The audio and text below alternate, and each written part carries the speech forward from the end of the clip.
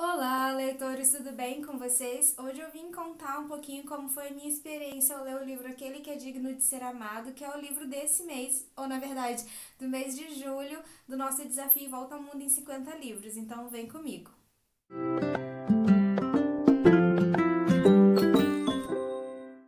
Então, pessoal, eu sei que eu tô meio atrasada, né, no desafio. Era pra eu ter postado vídeo sobre esse livro na semana passada, mas não deu tempo.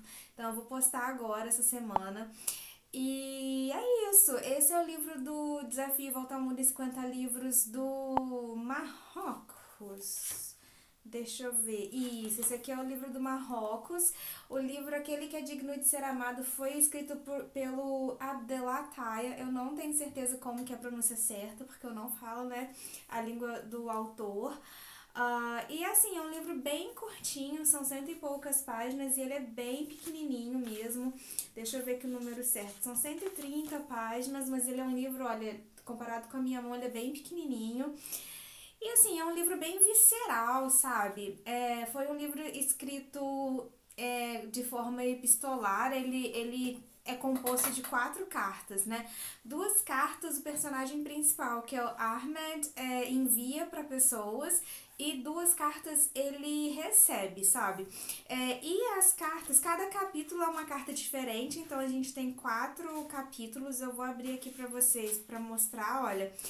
A primeira carta ele envia em agosto de 2015. Ele envia a primeira carta para a mãe dele, depois que ela morre, como uma maneira catártica mesmo de falar sobre a vida dele e sobre tudo aquilo que ele pensava sobre a mãe, sabe? Ele culpava a mãe pela morte do pai, ele culpa a mãe de certa forma por ser homossexual, ele culpa a mãe pela pobreza, pelas coisas que ele passou quando ele era, né, criança e adolescente. Então, assim, ele põe pra fora naquela carta tudo mesmo que ele estava pensando sobre a mãe e sobre como ele cresceu e as condições que ele cresceu, né?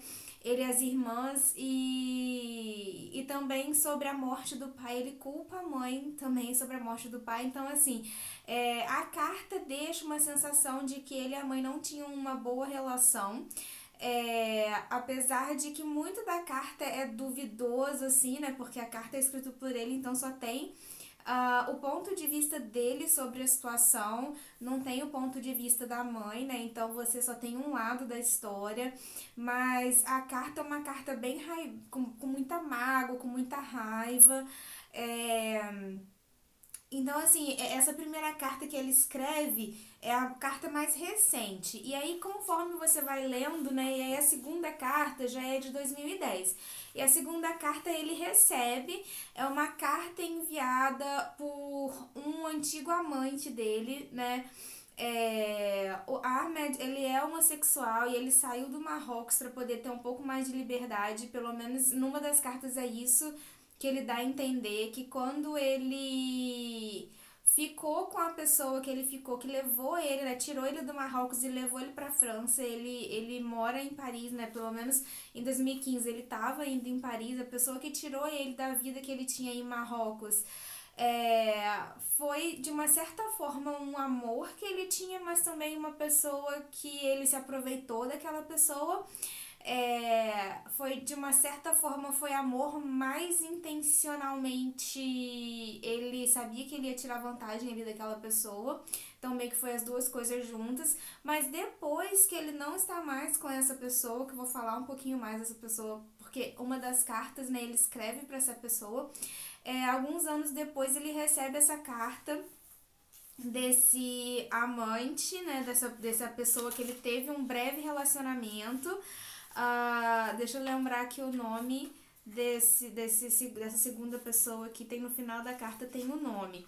O Vincent escreve para ele, acusando ele de ter abandonado. O Vincent conhece um lado do Ahmed que acho que algumas outras pessoas não conhecem. O Vincent conhece o lado mais frio dele. Pelo que eu entendi da carta do Vincent, os dois tiveram um romance muito curto, sabe? O Vincent se apaixonou por ele, mas ele não correspondeu. Eles dormiram juntos, acho que uma vez só, ou algo desse tipo, coisa muito pouca. Na carta não fica muito claro. As cartas são escritas de uma maneira bem emotiva e muito visceral. Parece que os autores dessas cartas, né, os diferentes personagens que escrevem essas cartas, eles não estão muito preocupados com contar a verdade ou contar uma história, eles estão preocupados em botar para fora todo aquele turbilhão de sentimentos. Então as cartas são extremamente emotivas. Tudo que você tem ali escrito é uma emoção, ou raiva, ou lamentação, ou raiva por ter sido deixado, mas ao mesmo tempo esperança de ter contato com a pessoa de novo. Então, cada ponto de vista, cada carta ali tem um sentimento que prevalece, sabe? E a carta do Vincent tem essa coisa do amor não correspondido, sabe? E essas cartas não necessariamente são muito. Como eu posso dizer? Tem passagens bem. Para adultos nessas cartas, mas neste livro aqui não soa descabido, sabe? O livro foi muito bem escrito, todos os detalhes se encaixam nas histórias, faz sentido para as cartas, porque são cartas pessoais, né? Não, o que tem aqui no livro, a intenção dos personagens não era que outras pessoas soubessem do conteúdo das cartas, apenas a pessoa para que ela tá escrevendo. Então tem intimidades ali que quando você tá escrevendo para apenas uma pessoa, eu sinto que é verossímil você contar certas intimidades, já que você tá falando aquilo para uma pessoa específica. Então faz sentido algumas partes que o Vincent coloca aqui na carta dele. Basicamente, o Vincent é aquela pessoa que teve, sei lá, uma noite com um cara e se apaixonou e tá escrevendo ali como tipo assim, poxa, mas você se abriu um pouco pra mim, eu fiquei sabendo um pouco da tua vida, mas ao mesmo tempo não fiquei sabendo nada. E você me deixou e foi super frio, então a gente conhece um lado do Ahmed bem mais frio e não carinhoso, sabe? Ele só mesmo teve aquele breve encontro ali com o Vincent e seguiu a vida. Já o Vincent ficou ali por vários anos pensando, né, no que aconteceu. Aí na terceira carta, que foi escrita em 2005, né, já é uma carta que o Ahmed, que é o personagem principal, envia. Na verdade, ele não envia a carta, ele escreve a carta enquanto o Emanuel, que é o companheiro dele, que foi a pessoa que tirou ele do Marrocos, né? Foi a pessoa pela qual ele se apaixonou quando ele tinha 17 anos. E ele fez de tudo, assim, que o Emanuel como é que eu posso dizer, guiou, ele ainda estava estudando, né, porque ele conheceu o Manuel estava numa viagem para o Marrocos e daí logo de cara eles se encontraram, já tiveram, né, um romance ali bem apimentado e aí o Emanuel voltou a Marrocos algumas outras vezes para se encontrar com o Ahmed e daí eles tiveram um relacionamento, o Ahmed seguiu uma carreira específica por conselho do Emanuel, então assim, eles ficaram juntos muitos anos, mas chega o ponto que o Ahmed vê que ele só está ali com o Emanuel por dinheiro mesmo e que o amor, a admiração, ele estava morrendo, eles não tinham mais um vínculo amoroso tão grande assim, ele se sentia mal já, eu sinto ali pelo que ele escreveu na carta, pelo ponto que o relacionamento deles chegou, porque ele falava muito do passado e de querer voltar para aquele momento mais.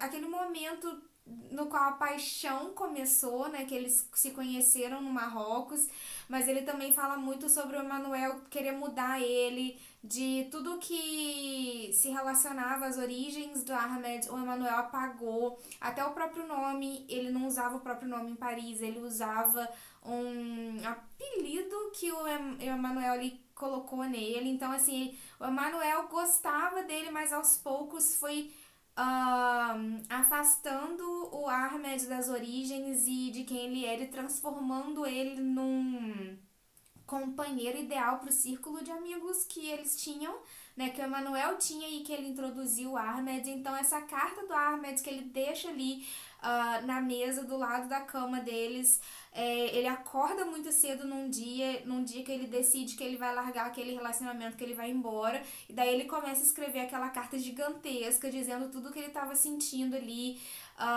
pro Emanuel, e quando o Emanuel levanta para tomar banho, ele vai embora, e essa é a carta. Ele, na carta ele fala sobre tudo que ele ainda gostava no relacionamento e tudo que ele ainda tinha um carinho e todas as coisas erradas. Então, assim, é uma carta no qual o Ahmed meio que vomita ali tudo que ele estava sentindo em relação ao Manuel, e ele já sabia que ele estava sendo substituído por outro árabe mais jovem, né? Tem muito aqui no livro sobre preconceito contra pessoas árabes, preconceito principalmente ali na França com pessoas que vinham do Marrocos ou pessoas de religião muçulmana. Então, assim, o Ahmed, nessa carta no qual ele fala sobre o relacionamento dele com o Emanuel, ele cita muito disso, sabe? Sobre o ser a pessoa que o Emanuel gostava, mas ao mesmo tempo não ser o tipo de pessoa que o Emanuel gostaria de apresentar para os outros. Então ele foi sendo mudado ao longo daqueles vários anos. E aí ele lembra de quando eles se conheceram, da primeira vez que eles dormiram juntos e tudo mais. Então tem vários detalhes aqui, todos os detalhes, né? Porque como a carta é escrita do ponto de vista de uma pessoa que vai entregar para uma outra pessoa que já conhece bem, ela não poupa detalhes, até porque o personagem principal escreve aquela carta com a intenção de falar mesmo sobre todos os detalhes. Então o leitor, né, no caso a gente, fica sabendo de todos os detalhes mesmo. E é uma carta muito emotiva, né? Uma carta que reflete nos anos ali, que reflete sobre os anos passados com aquela pessoa, sobre as diversas emoções, sobre o amor e o desamor pela mesma pessoa. Então, assim, eu achei o livro extremamente bem escrito, é um livro muito bonito, sabe? A forma como essas cartas são escritas, de uma certa forma, elas são bonitas, elas são foi muito bem escrito, sabe? O jeito que o Abdelataia coloca as emoções aqui no livro foi muito bacana mesmo. E a última carta é a carta mais antiga, que é de 1990, que um amigo de infância do Ahmed escreve para ele. Nesse caso foi o Labib, não sei se é assim mesmo que pronuncia. O Labib tinha 17 anos quando ele escreve essa carta e o Ahmed tinha 15 anos. E os dois tinham meio que uma paixão adolescente um pelo outro. O Labib, de uma certa forma, protegia o Ahmed de muitas verdades, de muitas coisas que aconteciam no bairro, né? No bairro bem pobre que eles viviam. E o Labib também nessa época tinha um amante francês, ele tinha um cara francês que bancava ele. Talvez seja daí que o Ahmed acaba tendo essa inspiração, ou quando ele encontra o Emanuel, né, 2 anos depois, em Marrocos, eu acho que ele se lembra do amigo, e aí, né, do amigo que também era a paixão dele de criança, sobre esse relacionamento que esse amigo tinha com um francês que o bancava, né? O Labib amava o francês que bancava ele realmente aqui na carta fica muito bem claro que ele amava essa pessoa e que ele sente que a partir do momento que ele percebeu que essa pessoa ia terminar o relacionamento deles, ele sabia que ele não ia continuar vivendo, né? O Labib escreve essa carta para se despedir do Ahmed, então é um assunto muito pesado também que o livro termina. O livro termina do ponto de vista de uma pessoa que está deixando a vida porque ela não quer mais estar viva, sabe? Uma pessoa que passou por muita coisa ruim.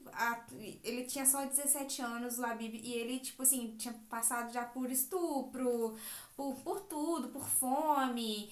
E ele era o grande companheiro do Ahmed, e o Ahmed, de uma certa forma, era uma paixãozinha ali do Labib. Então a pessoa que ele pensa em se despedir quando ele vai pra ponte, para terminar o que ele queria terminar, né? Para terminar mesmo o sofrimento. A pessoa para quem ele deixa uma carta foi pro Ahmed, e o Ahmed tinha 15 anos naquela época. E ele tinha. Naquela época, o Ahmed amava o Labib, era a pessoa com quem ele gostava, e era uma das coisas também que depois, né, quando o Ahmed escreve a carta pro Emanuel, meio que dizendo que ia embora e que ia sair do relacionamento, ele culpa o Emanuel por não aceitar falar sobre o amigo de infância dele, sobre a pessoa que ele mais amava no Marrocos, que era o Labib. E ele culpa um pouco do relacionamento dele com o Emanuel ter fracassado pelo Emanuel não deixar abertura para que o Labib estivesse ali também naquele relacionamento. Então, assim, é um livro triste, muito triste, com muitas emoções, assim, pesadas, sabe? Muitas é muito bonito, é um livro muito bonito, eu gostei muito da leitura, uma leitura rápida, super rápida, mas é uma leitura assim que às vezes te deixa com nó na garganta, que às vezes te deixa com repulsa, que às vezes te deixa triste, que às vezes te deixa com pena do personagem. Então, assim, como é um livro, né, que foi escrito do ponto de vista de um compilado de cartas focadas na emoção daqueles personagens que estão escrevendo aquelas cartas, é um livro que vai despertar diversas emoções em você.